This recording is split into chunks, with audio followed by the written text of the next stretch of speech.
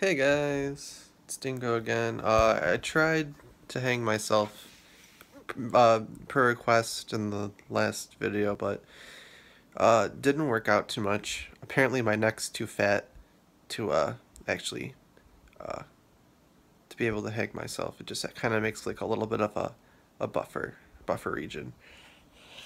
As you can see here, just kind of this is what happens when I go to fucking hang myself. It just chops up like that. But anyway, so I'm gonna take this off real quick, and we're gonna get to today's topic. So let me just get a little comfy here. So yeah, we're gonna have some fun today. Dingo's got some something educational, Dingocational lined up for you today. So as you know, or as you don't know, maybe you don't know, um, my name's Dingo, uh, and I study philosophy. It's my major in college. It's quite fun. So I figure, seeing as I know a little bit about it, why not share what little knowledge I have with you guys? So, I've done my research. Let me show you guys. I've done my research. I got a book on alchemy. That was an interesting class, and I have two books that deal exclusively with ancient Greek philosophy. One is early Greek science, Thales to Aristotle. Um, and the other one is, well, Plato, Timaeus, which was a very good read. Very good read. So yeah, long story short, that's what we're here to talk about today. Today we're going to talk about Plato. And in specific, I'll give you guys a like overview, like who the fuck was this Plato character? Maybe you guys know, maybe you don't know who Plato was. I don't fucking know. So, Plato, not really sure the years of his existence. Roughly, I want to say like 300 BCE. It's before the Common Era, not before Christ, as many of you are led to believe. Sorry, I'm getting a little closer. My camera. I'm having a hard time getting a good angle on myself today. Sorry about that. But anyway, so as you know, he lived roughly 300 BCE, which stands before the Common Era. He was the student of Socrates until Socrates' death. Socrates was, I believe, he was charged with. I forget what he was charged with, but he was put to death. He was forced to drink hemlock. And the hemlock killed him.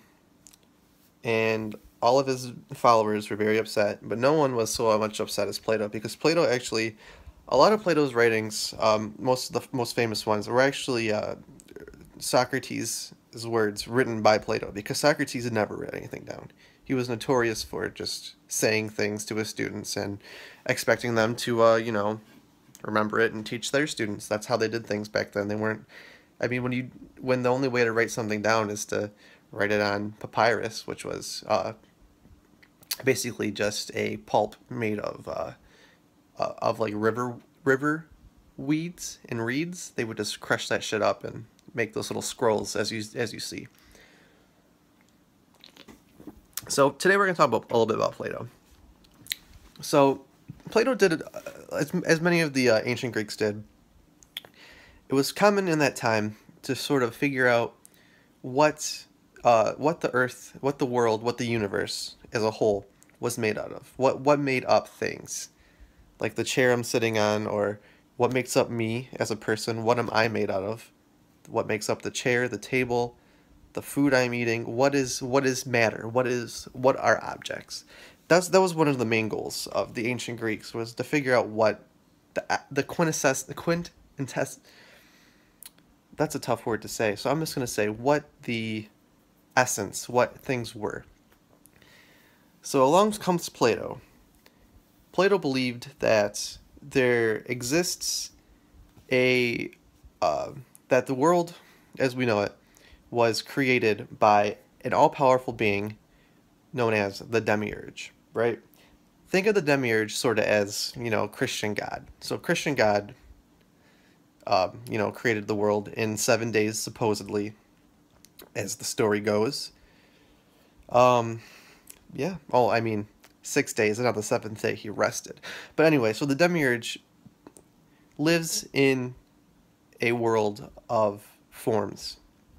And what is a form, you may ask? Well, a form is sort of like, it's the idea. It's a form. The form is the idea of what something is.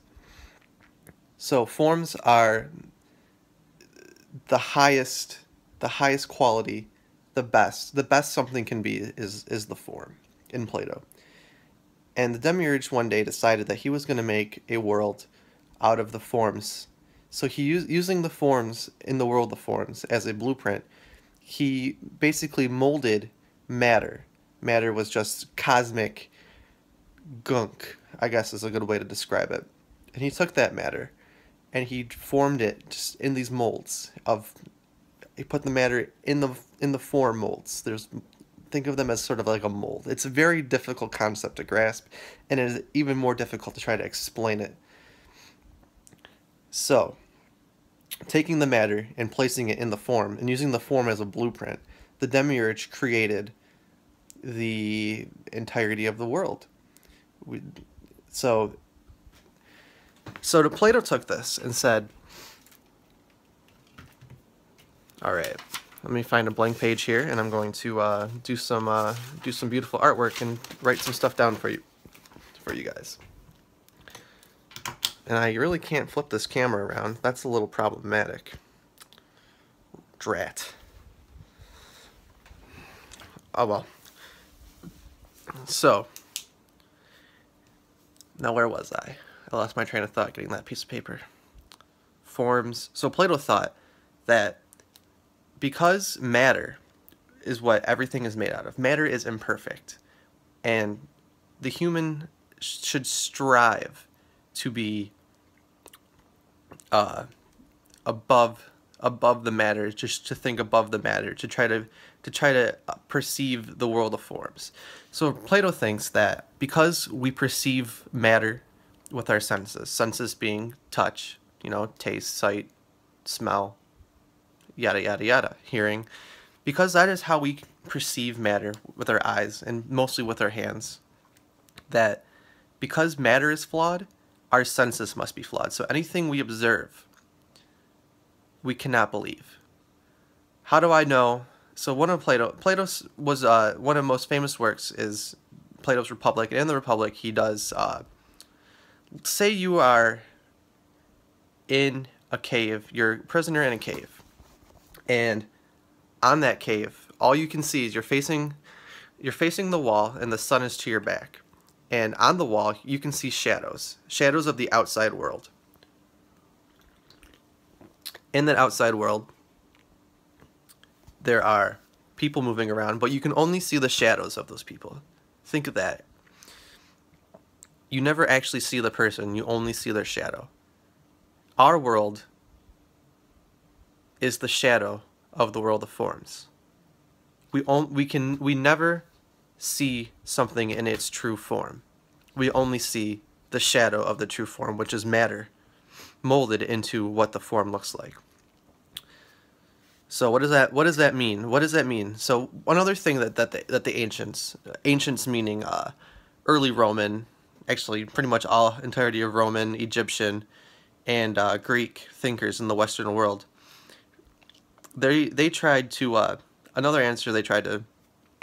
thing they tried to answer was, well, what can we possibly know?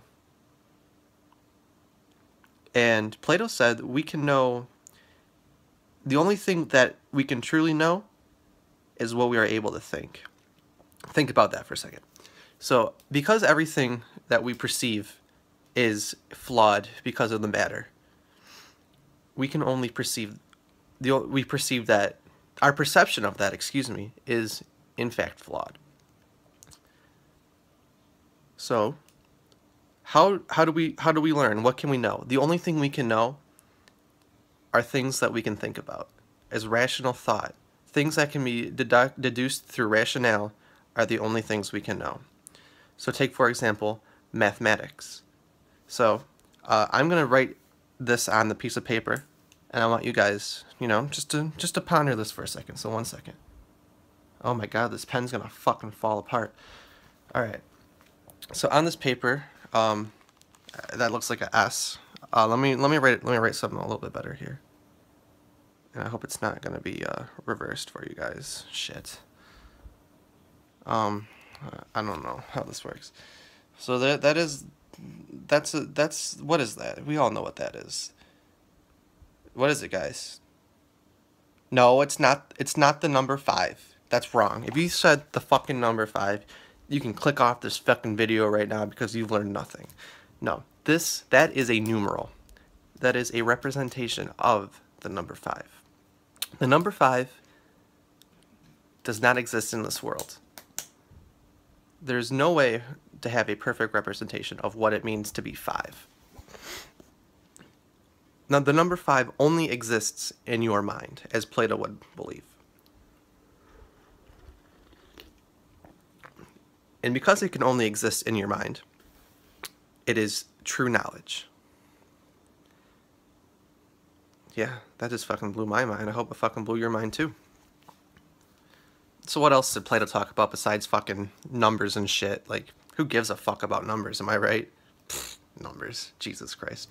Well, Plato also did a little bit on ethics. But Plato's ethics, again, deals with this matter and form concept.